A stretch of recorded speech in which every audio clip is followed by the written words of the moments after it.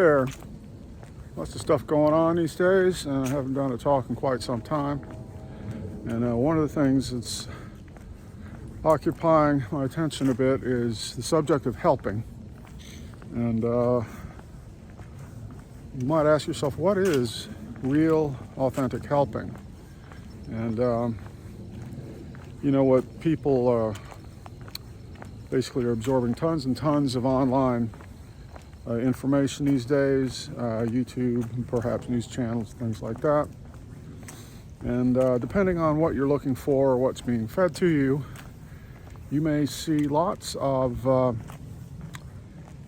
stuff designed to help. It could be psychological or economics or spirituality, things like that.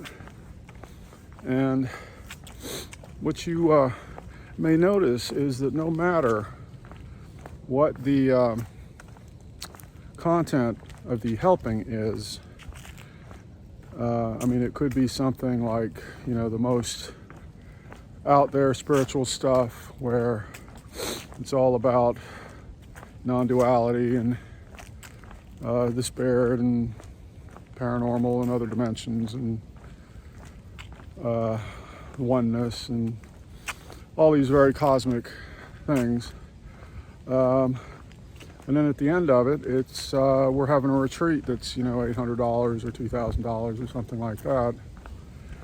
So you might say that, well, there's no way around this. It's just what we live in, and it's just like breathing in and out. There has to be, a financial aspect to everything that we do. And I really wonder about that. I'm not saying that the helping is not actually happening, but I just wonder when helping gets not necessarily corrupted, but combined with monetary gain, what exactly happens. So people will wind up, tailoring their media a certain way. Videos will do certain things to try to keep your attention and cut and zoom in, zoom out, which is in a sense like adding sugar or something to your diet. So then again, going back to helping, helping can be difficult because the society itself encourages us to be self-centered. So, there's a need to get ahead, to survive, to earn, to get approval, things like that. None of that is helping. You might say it's helping yourself, but I don't think so. Because only helping yourself, it makes you selfish, right? So if you live in a culture where there's millions of people and they're all selfish, they're not cooperating, not working together or whatever, it doesn't necessarily bode for a very bright future. And so anyway, another thing about the future is that our culture, we tend to think of things linearly, so time is linear, and you got the past, the present, and the future. And so the future may be, gloomy, may be bright, maybe something to be worried about, maybe, it's all going to be like Star Trek or something like that, and that we don't know what's coming, and it's all out there in the future. Well, the thing about the linear model, when applied to the universe, is that really nothing in the universe is linear. It's circular. So, for example, the moon orbits the Earth orbits the sun orbits the galaxy also has patterns, which are circular. And there are circular patterns in life. You might think, oh, you're born, you die, it's linear. It's like, no, it's also circular. You're born, you travel around the clock, and you rejoin the beginning of your life. So there are other patterns like that. There's one in childhood development where it's an upward spiral, and the child will experience equilibrium and disequilibrium in like a regular pattern, like weekly. And so anyway, that's kind of has to do with where things may be going according to our model. But what I'm saying is that our model is completely unrealistic, false, is not represented by the universe.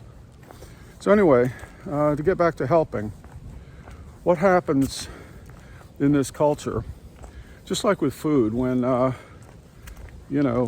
people developed cereals and candy bars and things like that, and then over time they made so much money, they had laboratories, and they said, well, let's figure out what really gets people, So they scientifically figured out, mouthfeel, sugar, salt, fat contents, things like that. They created the absolute ideal food profiles to basically get people addicted to junk food, bad food.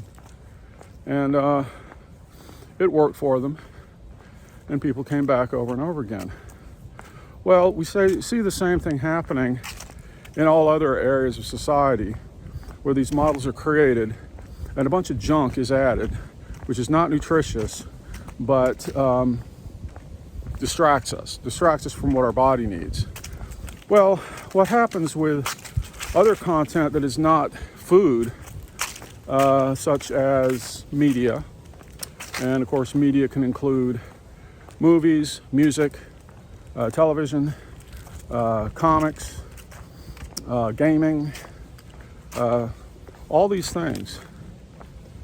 And in a sense, if you imagine this like snowfall, right, and it's fluff basically coming down, and it's like, get lost in this world or that world of comic books or whatever. And it's not that these things aren't necessarily bad in moderation, but when they can get to be an all-consuming addiction, then reality itself disappears. So you're aware probably of the term fanboy, and it's odd that there is not a term for fan man, because why would a man be a fan? Now, this is not to insult young people, but when you are lost in a treadmill of addictive patterns, whether it's food or whether it's entertainment, then that becomes your priority. So during the day, all kinds of things will knock on your door. Your phone will ring, you'll get messages, things like that, subscriptions, and they will want you to go off and distract yourself with something that is basically not helping you. And when you're distracted and busy with something like that, then you're not capable of helping someone else. So, not to be a big smarty pants, but my advice would be basically, if you're involved in activities that don't help anyone, don't help you, and don't help you to help others, drop them. Drop them. Can you imagine what the world would be like if everyone was focused on helping each other? Well, that's what life used to be like for various indigenous people. That's what they did. They focused on helping each other. They did have rituals, but the rituals weren't just endless, free-form, Netflix series or whatever. The rituals had a distinct and sincere purpose, which had been developed over time to serve a certain function. So anyway, I think in closing, what I would say about this whole system that we have of fluff and distraction is that it led us away from the family, from mutual support. And you still see mutual support these days in rare places like tribal reservations in America, things like that. But it's very rare. So what's happened is that this path that we've gotten on of distraction from reality and from each other is not a line that is going off into infinity. It's a circle, because what's going to happen, it's like leaving the parents. So you leave the parents, you go on the walkabout, you know, you learn from experience, you have a lot of accidents, you know, you have some bad experiences, and then ultimately you figure out that this isn't what you want to do, and you return. And that is circular. So anyway, I guess I can leave it there. There again, this channel and what I talk about here, it's not about income, money, views, likes, anything like that.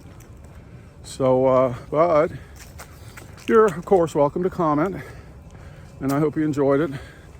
And I'll leave it there. Bye-bye.